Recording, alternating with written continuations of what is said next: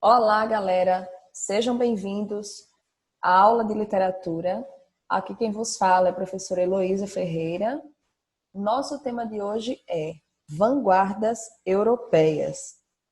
Na verdade, vai ser a parte 1 desse assunto, tá? Eu vou introduzir esse conteúdo falando das características do contexto e da primeira vanguarda europeia criada, tá bom?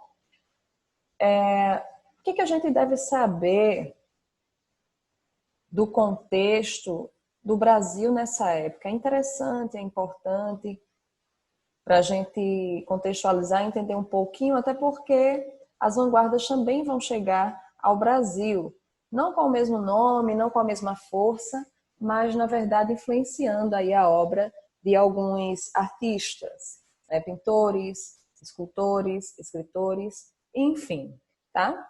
Então, no Brasil, nessa época, do século XIX, a gente estava lidando com algumas estéticas literárias, realismo e naturalismo, simbolismo e parnasianismo, tá? Então era o que a gente tinha aqui de literatura, né, sendo feita, de literatura. Em termos de artes plásticas, a gente vivia aí uma mistura, vamos dizer assim, né, um fim de romantismo, né, com a mistura de realismo, ou um neoclassicismo, enfim, era algo muito misturado ainda, né, muito indefinido no cenário das artes plásticas, tá bom? Então, esse é um assunto, gente, que vai envolver as artes de modo geral, tá? Então, essa aula é de arte e literatura, não é só de arte ou só de literatura, porque essas vanguardas geralmente se manifestaram em todos os âmbitos, né, da arte, em todas as linguagens, tá bom? Pelo menos na maioria delas, nas mais comuns. Galera, vanguardas europeias, características. O que é que a gente tem? Primeiro, quando eu falo em vanguardas, eu não falo de um movimento, eu estou falando de movimentos artísticos ou movimentações artísticas, tá?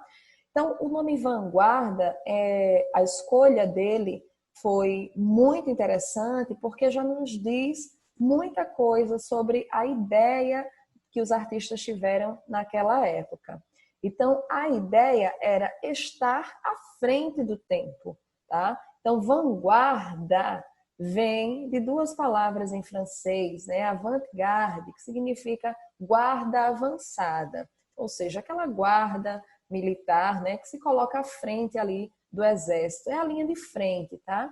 Quem vai à frente ali, quem coloca o peito e enfrenta o que vier ali, o futuro, tá? Então, esses artistas queriam estar à frente, eles queriam ser a vanguarda do seu tempo. Ou seja, eles queriam uma arte com a ideia de futuro, uma arte que não estivesse só ao lado, né, caminhando ao lado da sociedade, mas que estivesse à frente, que tivesse uma visão promissora, né, que mudasse aquela realidade ali que estavam vivendo, que a gente vai ver daqui a pouquinho, tá bom? Então é o seguinte, dando uma pausa aqui, tá? Dando uma pausa para a gente ir para o contexto, para entender por que foram várias movimentações, né? Por que estavam à frente. Então, galera, o contexto histórico é o início do século XX, tá?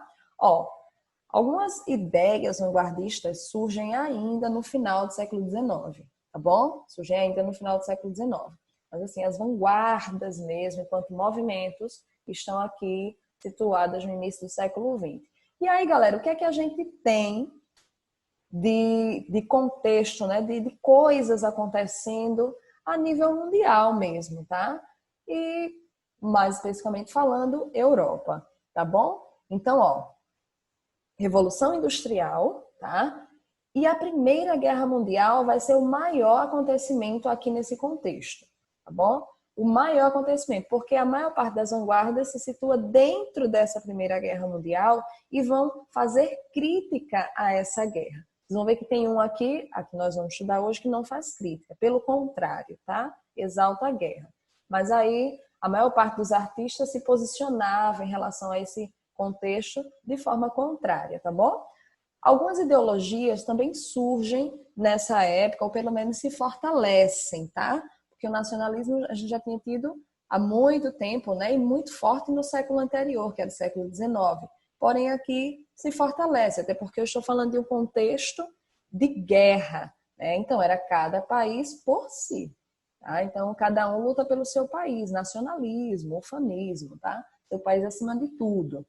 Nazismo, fascismo e comunismo são outras ideologias que surgem aqui, que se fortalecem, tá bom? Eu não vou falar de cada uma delas, mesmo porque é um assunto que foge um pouquinho, né, da minha área, uma explicação mais aprofundada, mas na medida do necessário, eu vou citá-las, né? Ó, galera, tá vendo aqui, ó, o fascismo, aqui o comunismo, nacionalismo, tá? Dentro das vanguardas, ok?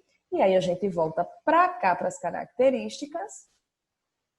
E temos o quê, galera? A manifestação. Onde se manifestaram essas movimentações, né? Em quais áreas da arte, em quais linguagens? Artes plásticas, na literatura, na música e no teatro, tá bom? Então, galera, ó, eles queriam romper com o tradicional, romper com o senso estético da época, tá? Influenciou o mundo todo, as vanguardas, né? Porque acontecem aí no contexto europeu, porém, depois se espalham aí para outros países, né? Fora desse contexto europeu, inclusive Brasil, como eu já falei no início do vídeo, tá bom? Eles prezavam pela liberdade de expressão, é óbvio, né? O cara está propondo aí uma coisa nova, né? Uma coisa inovadora, futurista, né? Subversiva, rebelde, diferente. Então é preciso que se tenha liberdade de expressão, tá bom? Transformação da forma, tá? Da forma. Galera, principalmente nas artes plásticas, né, os quadros, a gente vai ver muita diferença em relação à forma, tá? Do que a gente tinha até então. Então vai aparecer aí várias vanguardas que vão destruir a forma, né? Vão brincar com a linha, vão brincar com as cores, enfim. Na literatura eles também destruíram a forma, tá? A gente vai ver daqui a pouquinho um exemplo no futurismo, mas já posso adiantar que a maioria das vanguardas, né, na literatura, desobedeceram convenções linguísticas, né? Por exemplo, não utilizaram pontuações ou acentuações, enfim. Então, eles tentavam usar de alguma forma, né? Destruir ali o tradicional de alguma forma. Essa era a ordem. E não foram bem compreendidos, é óbvio, né? Imagina uma coisa totalmente nova, início do século XX ainda, né? Se a galera ia aceitar assim tão bem uma coisa que veio destruir um passado artístico, né, enorme aí. Então, galera, ó, nós já vamos para o futurismo. Essa foi a introdução de vanguarda, só para a gente situar, saber de modo geral essas características. No entanto, cada vanguarda dessa vai ter suas próprias características, suas próprias ocorrências, seus próprios autores, pintores, escultores, enfim. Tá bom?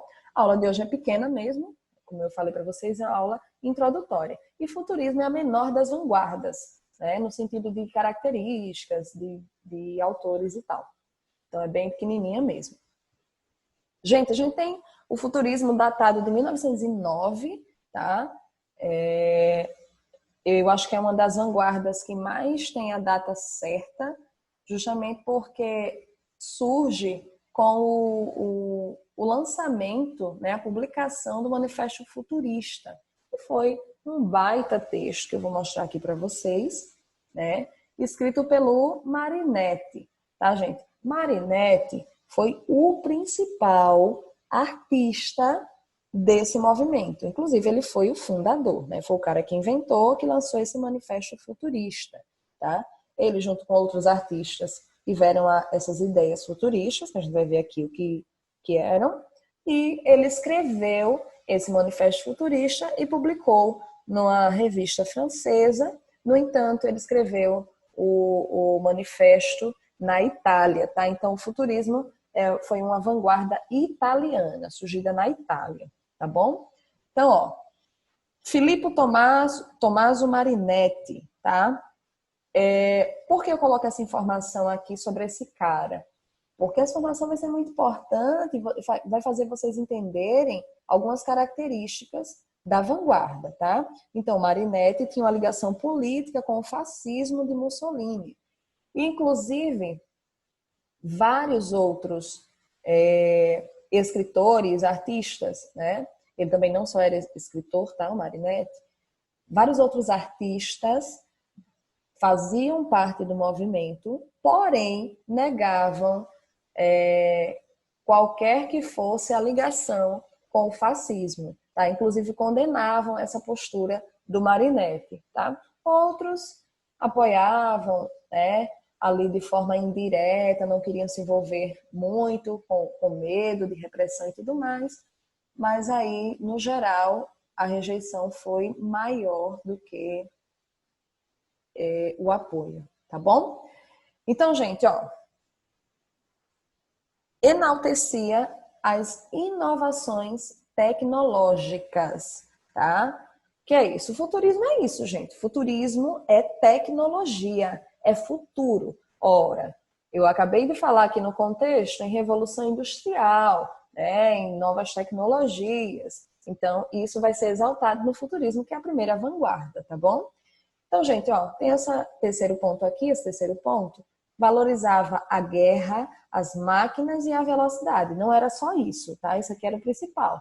Então, exaltava os automóveis, a energia elétrica, enfim, tá? Vários outros elementos vão ser temas da literatura e das artes de modo geral, tá bom? Sim, eles valorizavam a guerra. E olha aqui, gente, que a gente está em 1909, tá? 5 anos depois aconteceria a Primeira Guerra Mundial. Ai, Lu, como eles já apoiavam a guerra. Gente, não se esqueçam, o mundo não faz uma guerra do dia para a noite. Né? São anos de preparação. Inclusive, esse avanço tecnológico foi um dos pontos que promoveu essa guerra, tá? Então, ó, na literatura, inovou quanto à forma e ao conteúdo. Sim, houve uma grande inovação. Como eu falei, regras gramaticais, né, convenções linguísticas foram quebradas. E em relação ao conteúdo também. Imagina, a literatura que há bem pouco tempo, no máximo, fazia crítica da sociedade, né, mas falava de temas cotidianos, temas comuns. Agora fala de guerra, de máquina, de velocidade, de energia, de tecnologia. Então, inovou totalmente, né? Atenção para esse ponto aqui, gente. No Brasil. No Brasil, nós temos um representante do futurismo, tá? Oswald de Andrade, que foi um artista modernista, tá? Foi um autor modernista. No entanto, na sua literatura, aparece ali características futuristas, tá bom? Inclusive, Oswald de Andrade, em uma certa ocasião, se referiu ao Mário de Andrade como poeta futurista, tá? E o Mário de Andrade, na sua obra Pauliceia Desvairada, negou isso, disse que não tinha envolvimento com o fascismo, né, de Marinetti. Então, ele dizia que tinha algumas características futuristas, mas não era futurista, justamente por essa ligação do líder do futurismo com o fascismo, tá bom? Então, uma informação aí adicional para vocês, tá?